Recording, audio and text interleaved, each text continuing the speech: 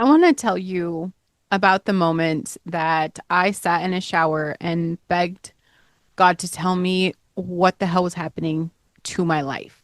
Not metaphorically, but actually in a shower on the floor, probably knowing me crying in the very specific way you cry when you're not entirely sure what the fuck you're crying about, but like your whole body has decided it's time and it's not asking for your permission.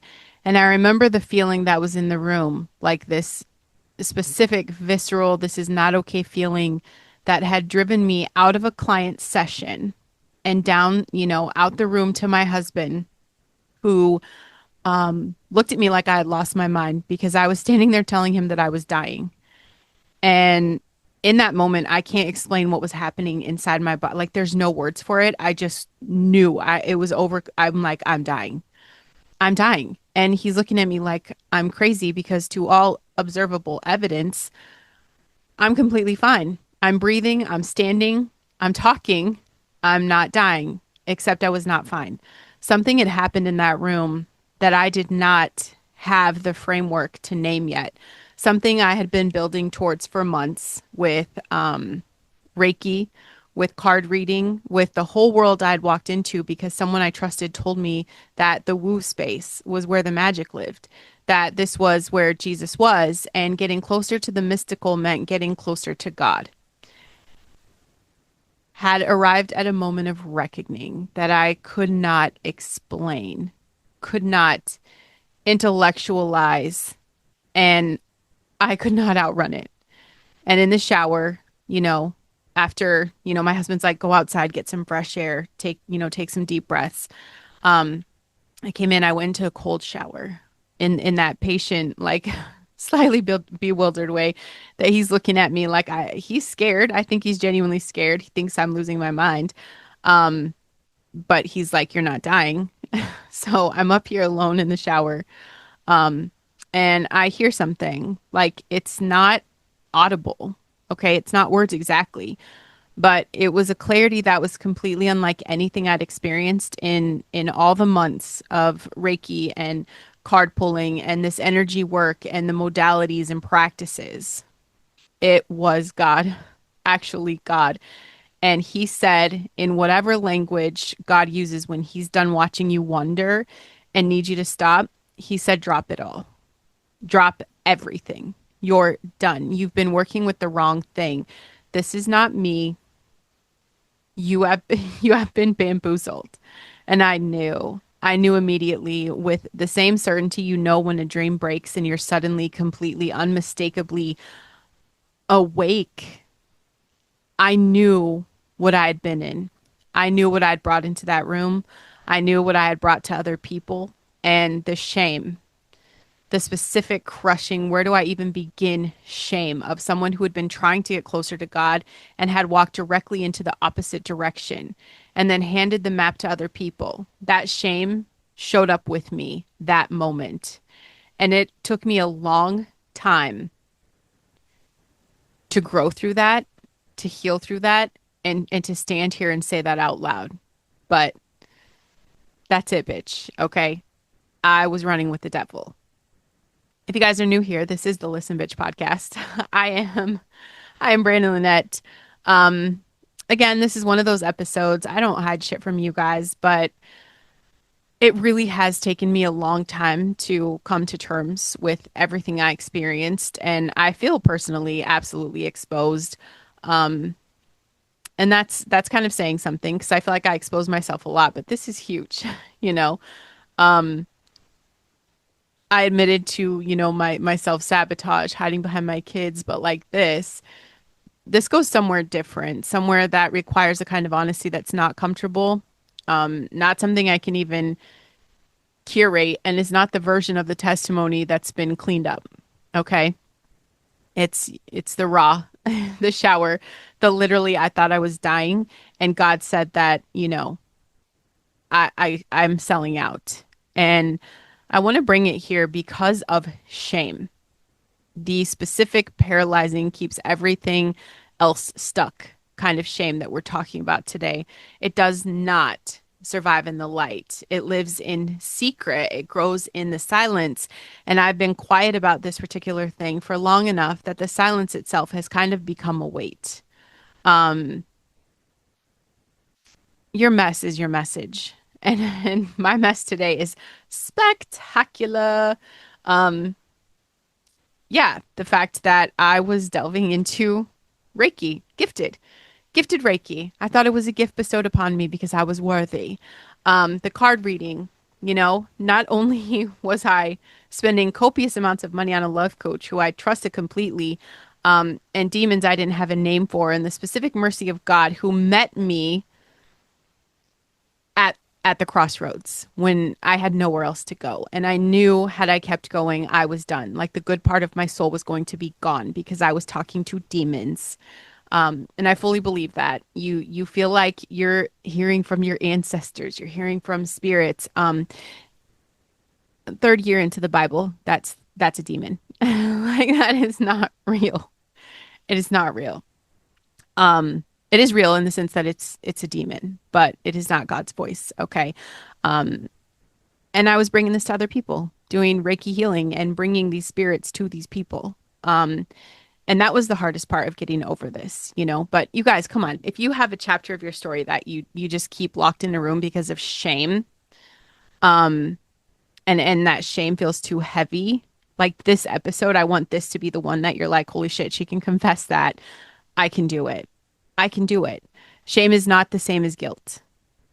And the distinction, it's not semantics, okay? It's a difference between a wound that heals and a wound that festers. Guilt says I did something wrong. Shame says I am something wrong. And guilt is about behavior. Shame is really connected to your identity. And guilt can be addressed. You acknowledge what happened, you make it right where you can. You apologize to people when they think you're crazy for apologizing because they still believe in the woo bullshit. Okay. So, first of all, but that guilt of just like understanding the closer I was trying to get to Christ and chase that connection, I was falling for the worldly stuff. Um, Guilt has an exit. It really does. And shame doesn't. Shame is like a room with no doors. And it tells you that the thing you did is not a chapter of your story, but it's the definition of it. And that you're not a person who made a mistake, but a mistake that happens to be a person. And the reason shame is so devastatingly effective at keeping people stuck is that it attacks the one thing that all growth requires. And that's the belief that you are worth the effort of changing. You cannot build something new from a foundation of I am fundamentally broken. You can't step into a calling from a place of I am disqualified by my own history. You cannot be used by God fully, powerfully, specifically used while simultaneously believing that the thing you did or the season you walked through or the chapter you would rather not read out loud makes you the wrong person for the assignment. Shame is the devil's most effective tool, not because it destroys you dramatically. It's not a big event. It can do that, but really because it manages you quietly. Like it keeps you just functional enough to not collapse and just burdened enough to never fully fly. It's the wet blanket on every fire that God tries to spark inside of you. It's been doing its job with impressive efficiency on a lot of people who should be changing the world right now. And instead, you're sitting there quietly with a secret that's eating you alive. And here's the truth that breaks shame at its root. There is therefore now no condemnation for those who are in Christ Jesus. Not some condemnation, not reduced condemnation, not condemnation minus the really bad stuff. No condemnation. Full stop, period. The end. Not a suggestion. That is a declaration over your specific life, including the chapter you're most ashamed of, including my Reiki sessions, including the cards, including the years I called the universe. I'm joking the other day because I have some incredible books, you guys. Once Upon a Time Bitches and Fuck Luck Bitches, if you haven't checked them out. But I reread them the other day and I thought, wow, I've really outgrown her. I've outgrown her and I love where she got me. But a lot of people would read that. And even that to me is slightly misleading because I'm talking about the universe, you know? Including all of that, including whatever your version of that is, the season you would edit out if you could, right? The chapter you wish was not in the book, the statements, the sentences, no condemnation. Jesus said it. The cross sealed it. Shame does not get to override it. And I want to kind of just, I guess, take you to that how I got into the woo space because the entry point matters as much as the exit. And I think a lot of people are at the entry point right now and they need to hear this. Okay. I was hungry for God. That is the honest starting place. I was not looking for an alternative to God. I was looking for more of Him. I wanted the supernatural. I wanted the mystical. I'm listening to Joe Dispenza and I just get lost. I'm doing these meditations that's, bringing up DMT in my body. I'm hallucinating. Like I was meditating so much I didn't even want to be back on earth. I felt what it felt like to be somewhere else and the amount of love that consumed me. I'm like, okay, yeah, I want out of here, right? You guys, that's not what we wanted when we came here. I chose the human experience, and that's where I need to stay now. I wanted the experience of faith that went beyond sitting in a church pew and nodding on things I intellectually agree with. I wanted to feel it. I wanted to encounter it. I wanted it to be so obvious and so real that that's where it was. And this life coach, you know, I looked up to her. She had the results I admired. The framework I was learning from. She told me that this is where the magic lived. That all the modalities, the energy work, the crystals, intuitive practices, Reiki, cards, all of this was the most magical space in personal development and that Jesus was in it. We would pray. We would pray to him. She taught me to pray to him and to God before I started my Reiki healing sessions.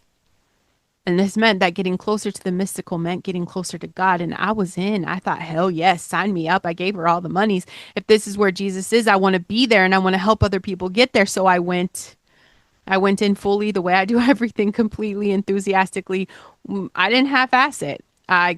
She gifted me the sessions. I practiced. I brought it to my clients. I talked about it. I built a version of my practice around it. My whole coaching business. Dream Big Bitches Coaching, RIP. Well, it's revived now, but under new management. Okay, it's the real Jesus guiding us now. Moments that felt like encounter, moments that felt, that had like this emotional texture of something real and significant happening. I interpreted those moments through the framework I'd been given. That this is energy, this is the magic, this is the divine showing up. Except that one day that I'm in a Reiki session facilitating for a client. I mean, she's actually my friend. Okay. Doing the thing I'd been trained to do. And, I felt like I'd talked to her brother. Her brother's passed away. I see all this energy and I know these guys, I've seen them, but something else entered the room. And I don't know how else to say this except to say it plainly. Something that was not good was in that room and I could feel it with that. It bypassed my intellect entirely and went straight to something deeper, something in me that knew before my brain could form the words for it, that what was present was not God. It was not divine. All of a sudden I saw all the evil everywhere. And I didn't even have the time to comprehend. My body shut down. Like my brain, it was like I was super dizzy, not connected to my body. I can't even explain this. This was not the energy of the universe.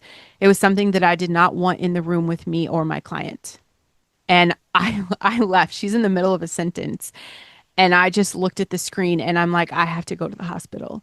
I left. I tell my husband again, he's looking at me like I'm standing there. I'm breathing. I'm talking. I'm functioning. I just keep saying I'm dying. That's all I could say. I sit outside. I sit outside for a while and I'm trying to do all the things like the senses and all the things. And I don't feel right. I don't feel right. I get into the cold shower because I think I'm just in shock. And that's where I break down. And that's where I'm talking to God, just raw, stripped down. Like, I don't know what the hell just happened, but I need you in a way that I think is the most honest I've ever asked for you to be in my life. Right? Because when we get into trouble or when we go through something scary, we're like, God, please.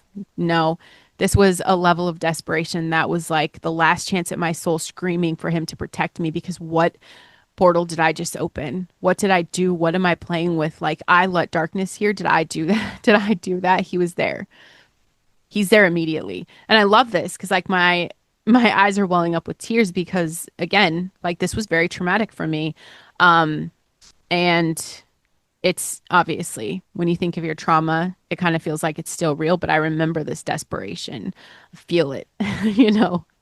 But he showed up and all I knew was like it's over. And I was making stupid money.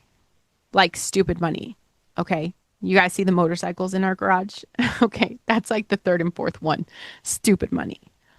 Didn't do anything smart with it, but stupid money. I had a great client list, you know, and he said, drop it, drop everything. This is not me. You've been fooled. And I knew what I'd been in. I knew what I'd been touching and I knew everything. Like suddenly I could see with so much clarity. And the part that landed, I think, with the most weight is what I had brought to other people. The clients I'd worked with using these methods, the people who trusted me, and I brought them something that I now understood with gut level certainty was not what I thought it was. That was the shame, not the experience itself. I'm actually grateful because it cracked something open and put me in a shower begging God in a way that brought me closer to him than years of anything else ever had or would. It's about what I carried to other people that I'd been in my genuine hunger for God and my genuine desire to help people. I was an instrument of something I would not have chosen had I known what I was truly choosing. And then I walk away from coaching and for a very long time because the shame said, you don't get to do this anymore. You lost credibility. You walked in the wrong door. You brought people with you, and that disqualifies you. And I believed it. I believed it. I did not deserve to get to work with people because I literally handed them the devil. I believed it for a very long time.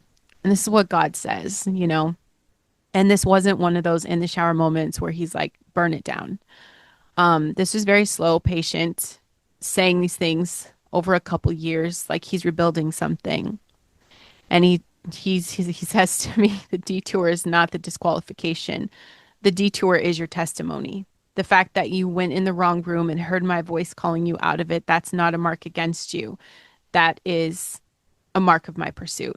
That is me coming to get you in the specific place you were in so that you would know beyond any intellectual argument that in any real that my voice is distinct and that the counterfeit exists because the real thing is worth counterfeiting. That testimony, the messy, embarrassing, I called it the universe and got demon adjacent energy in a Reiki session testimony is the most powerful thing I carry because it's completely true. And there is nothing the enemy can do with the complete truth when I have learned to tell it without shame. Here I am, bitches. Okay. I would say I am healed. We're back. The coaching is open for business. And my new foundation is built biblically. As in, this is my third year going through the Bible every single day and making sure that foundation is him. I know his voice now and I know who not to listen to. But I just kind of, you know, I think about this and I think about like the wellness industrial complex, you know. It's a multi-billion dollar industry that has done something extraordinary. It's clever. It's clever. It's taken the genuine human hunger for transcendence, for encounter, because we want to be connected to the thing that's bigger than us. We want that experience of something larger than ourselves. They've monetized it, they've packaged it, they made it accessible, aesthetically appealing, and completely untethered from any specific theological commitment that might be inconvenient for the market. Here's the problem, you know, And I know you guys see the woo bullshit everywhere. Okay. People think it's fun to say, hey, we're witches. It's the coven. My ancestors are telling me this. And, I'm in an interview the other day and someone's like, the voices are telling me to tell you to follow me on Instagram. And I'm thinking, I know that's a lie because if there was really someone talking to him, they would be like, she's the absolute opposite of you.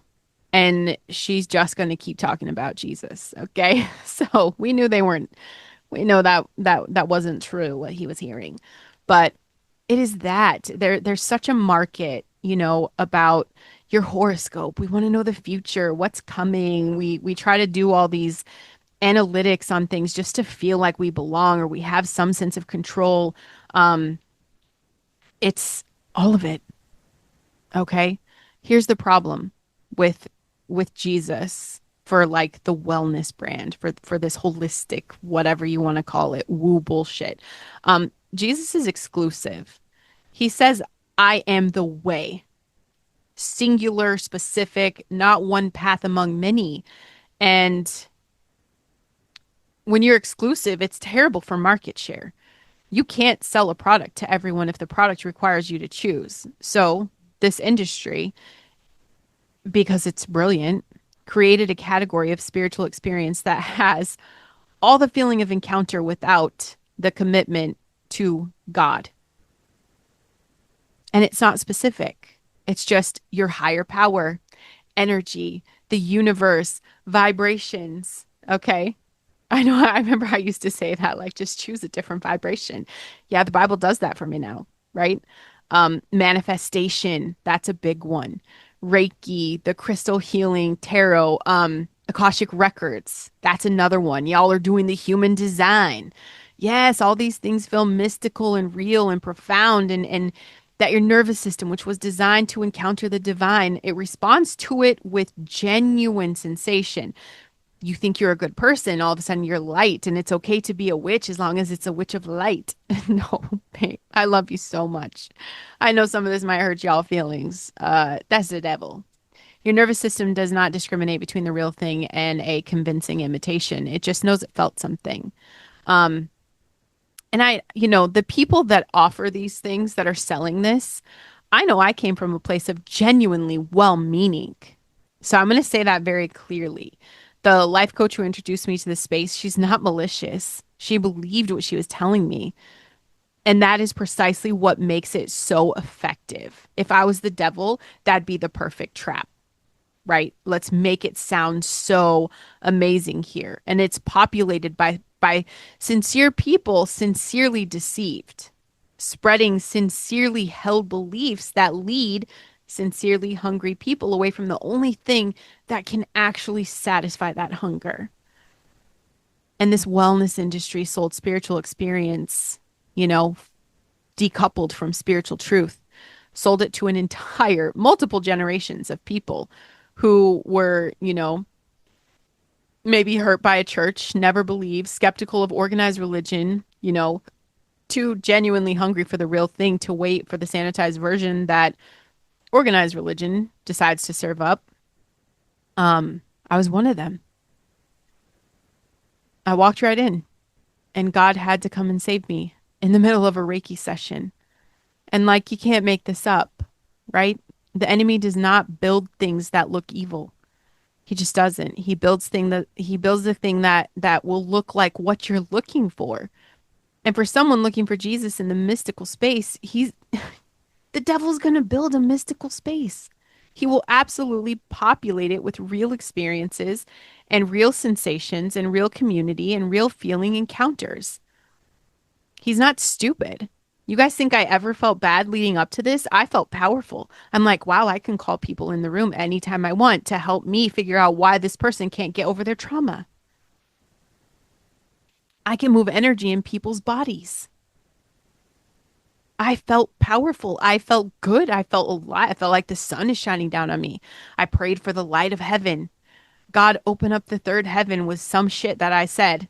And I would just I'd imagine I could feel that ray of sunshine, right? People focused on chakras, right? Again, that's just a little window to what this is. The Bible tells you how to steward your body. Absolutely. And it's not woo bullshit. But like Satan's been doing this for millennia. He knows what you're hungry for. He knows how the fuck to build you a convincing replica. The real thing and the counterfeit are going to feel similar until they don't. And the moment they don't, the moment the real thing shows up and the difference is unmistakable, you will never confuse them again. That shower was my moment, and I would not trade it. Even that feeling, that experience of like, okay, I'm dying. I'm dying. I don't know what's happening. The most terrifying thing. I had PTSD for a very long time. In fact, I literally just saw the other day, I still have calm drops. These are called calm drops. And I would start going into a terror panic and I'd have to take them. Like I was losing my mind, you guys. It was crazy. The devil doesn't play. Okay, but neither does my God because we figured it out together. I wouldn't trade any of this because now I know with a certainty that no intellectual argument could produce what God's voice sounds like or what God feels like or what it does feel like to have the sun and the light of his love piercing through me. And knowing that is worth every moment of the shameful detour that preceded it. And shame, it's going to show up in that story that's keeping you locked up in a room. And I was locked up in a room for several years. Okay. Went back to bartending full time. Couldn't even get back into like the network marketing jam because I was just so disconnected from people in the online space because I harmed people unknowingly, which now hindsight, I know I'm sure God protected them from whatever it was I was trying to do, right? I fully believe that. It was just what we needed to do in that moment to get me where I needed to be. But this is the thing, you guys, shame is coming in that chapter that nobody will ever get to read because you keep it to yourself. That thing you did or the season you were in and the direction you walked that you've decided disqualifies you from the version of yourself that you're trying to become. Every time you get close to the thing, like to your calling, to your platform, the visibility, and every time you step forward, shame opens that room and shows you what's inside. It's not to help you, it's to stop you. To remind you that people who did what you did do not get to do what you're trying to do. It shows up in imposter syndrome. I was so terrified to even offer taking on clients. I gave 3 free coaching spaces because I thought I need to remember who I am in this again. So 3 times I do this and they're not paying me. So I don't have the pressure of like, they're paying me, but there was pressure. There was a lot. Imposter syndrome was like, oof. And that has a specific historical source. It's not the generic, who am I to do this? Like imposter syndrome, but the one that says, I know exactly why I'm not qualified. And it's not generic. It is very specific. It happened in a specific season. I'm still carrying it. That shame, I bullshit myself into believing it was just self-awareness. And it's going to follow you into every room you try to step into until you deal with it. It's showing up in the shit that you're delaying.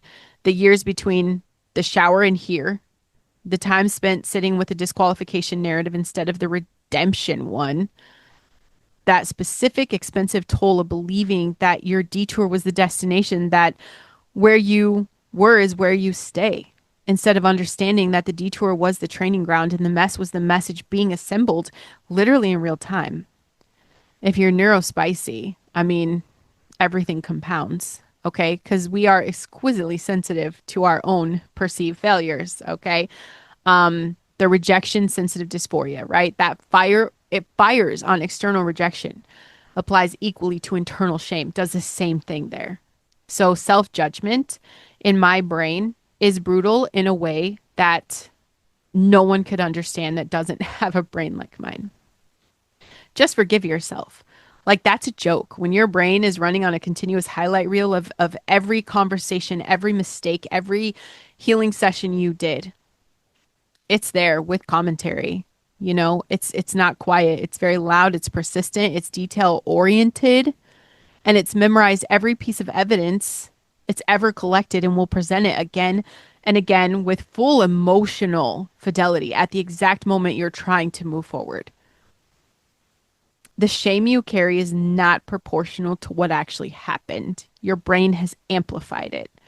Your nervous system stores it with this vividness that makes it feel present even when it's past. I feel that experience. It's very present. And the work of releasing it is not the same work that other people could do. Like you have to be gentle, you have to be patient. The fact that it's coming here now, I realize like it's not even something that's fully, completely been released in my body. The fact that the tears in my eyes come, like that's a very real telling sign of like there's still some of this to unpack. But it's not about demanding my body to do this. I'm not broken. It's just my brain holds things so deep. And that deep holding is calling me to do just the deep releasing. And deep releasing takes time and grace.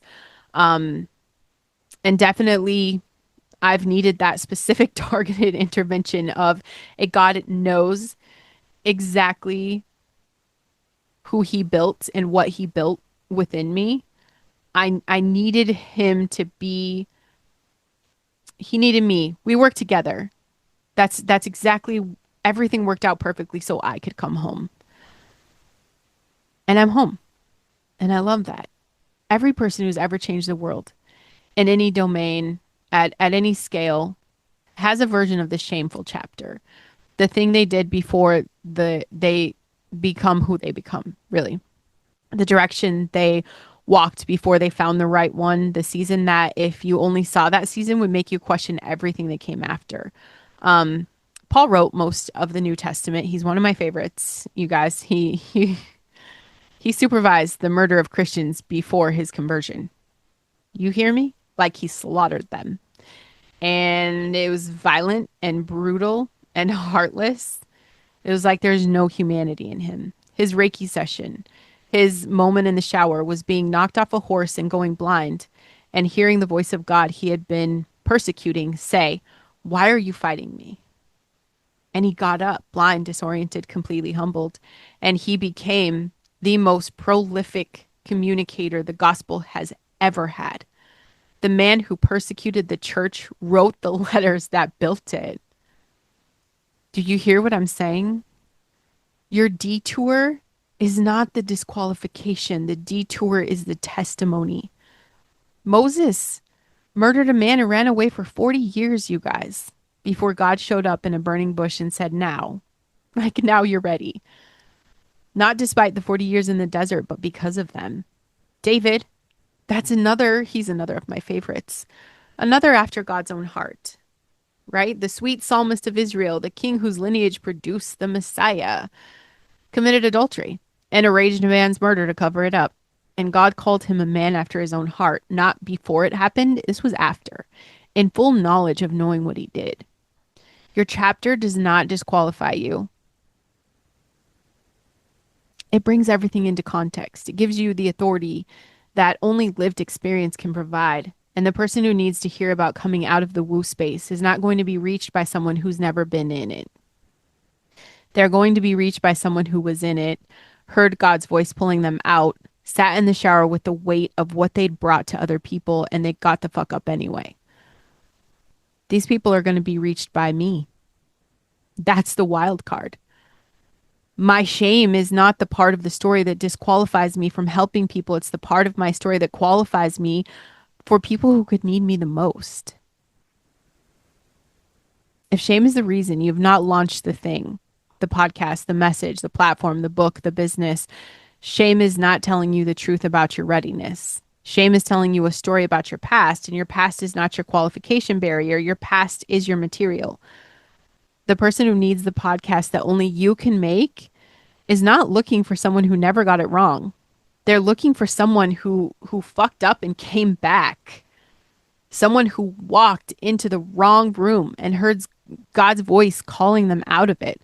Someone who carried the shame for years and was willing to put it down. Not perfectly. Obviously, it's still there, so not all at once. Not without it trying to pick itself back up again. But put it down and build something anyway. This person is you, specifically you with your specific detour, your specific shower, your specific clarity that came from the specific encounter with a God who came to find you in the woo space because that is where you were. He doesn't wait for you to find your way back. He's there with you now. I'm waiting for you guys. God's waiting for you. Your mess is your message. The Reiki mess, the universe language mess, the shame of what I brought to other people mess, all of it. It is the most compelling, most specific, most disarming testimony you have because it's completely verifiably personally true. And when you stand in front of people with the complete truth of your story, the enemy has nothing to work with. There is no secret left. There is no closet. There's no locked room. You guys can listen to past episodes or probably find old TikToks where I was doing card readings. Okay. Not hiding it. Because now here's the truth offered openly, pointing to God who met me in the worst of it and said, this is your material. Whatever that is for you, that's your podcast. That's the coaching. That's the mission. You're exactly the right person for it. Just like I'm the right person for this. Not despite the detour, but because of it. The people who are in the woo space right now, genuinely hungry for God, genuinely sincere, genuinely deceived. I know they need someone who has been in the room, who knows what it feels like from the inside, who can speak the language and also speak the truth about where the language leads. That's not a liability. That is a specific qualification. Come back to the space and name it, name the chapter, the specific one, not to anyone else yet, but to yourself and to God in whatever privacy you need. Write it down if that helps. Say it out loud if that helps. But name it. Not, I made some mistakes in the season. I want you to be specific. The thing that's been living in the locked room. Shame survives in vague and darkness. It dies in specific. So name it and then you watch it shrink. And then, why don't you try to apply the guilt versus shame test? Ask yourself honestly, is what I'm feeling about something I did or something I am? Because if it is about something you did, then it can be addressed, acknowledge it, and obviously make amends where possible and appropriate and receive the forgiveness that is already available and move. If it's about something you are, if the shame is attached to your identity, that is the lie that needs to be confronted directly with the truth of who God says you are, who He says you are. And He says, no condemnation. Remember, full stop, no condemnation. You're beloved, you're called, you're useful, and you're mine. Find the person who needs your specific chapter, not to broadcast it immediately, but to recognize that the very thing you're the most ashamed of is the key to the door of the very person who is most stuck right now in that same room, the woo space.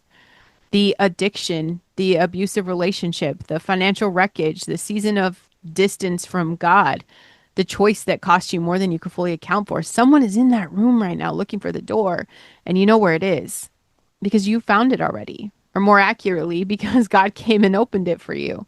That's not shame. That is a calling. That is a calling.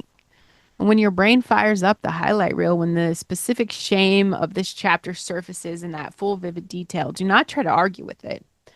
Don't try to convince yourself it doesn't matter. Don't try to outthink it. Just say one specific true sentence and say it out loud. There is therefore now no condemnation. That's it. Try it. Say it out loud. You know, say it like you mean it. Say it until you feel something in your body shift. Yell it, scream it, and then say it again. And say it again. Every time the thoughts come up, say it again and again. Over time, and it's not immediate, but over time, that little highlight reel gets shorter and the shame gets quieter and the truth gets louder. And that's how it works. It's not a one-time fix. It's a daily practice. And sometimes it's you're talking about it again kind of practice. It's the choosing of truth over the shame every single time it comes up. And the truth wins more often than it will ever lose. And that I'm showing you guys. I'm in the arena and I'm here willing to stand in the specific light of this specific mess and say this is it. That's the whole thing. I was in the wrong room. God came and got me. I carried shame about what I brought to other people. I walked away from coaching for a long time because shame told me I had forfeited the right to show up in that space. And then slowly, imperfectly, with God being more patient with me than I deserved, and also very clear about when patience was over, I came back and I'm here. The voice authority. Your mess is your message. My mess is a Reiki session in a shower and a God who doesn't abandon people who wander into the wrong mystical room because they were hungry for the real thing. He knew my heart. He knew my heart.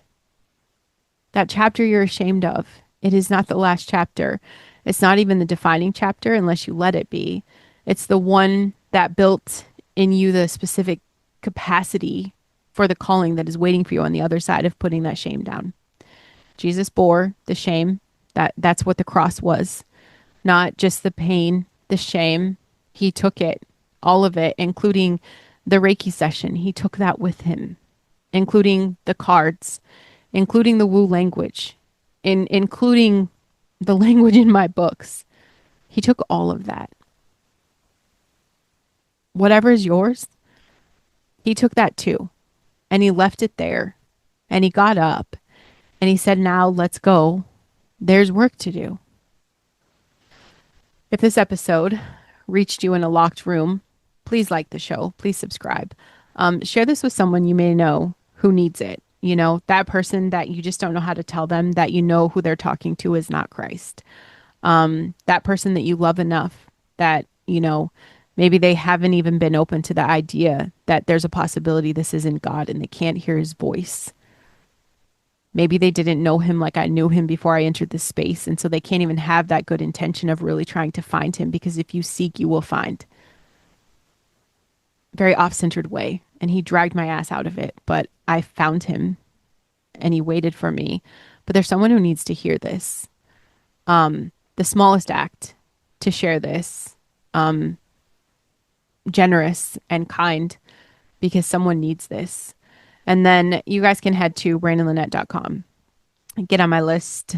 And, you know, YouTube, please subscribe over there. You guys, I appreciate it. And if you're ready, actually ready, shame doesn't get to win anymore kind of ready, please check the show notes on how to work with me. You know, tell me your story. Let me help you get your voice brought to life. We will work through it. I want to know the chapters you're ashamed of. Tell me why you're the one that needs to be heard. I already believe you are. I know you are, but can you say it out loud to another person? That's all. Whatever part of your story you think disqualifies you right now, that part is the message, and shame doesn't get the last word. I love you guys. I'll see you next week.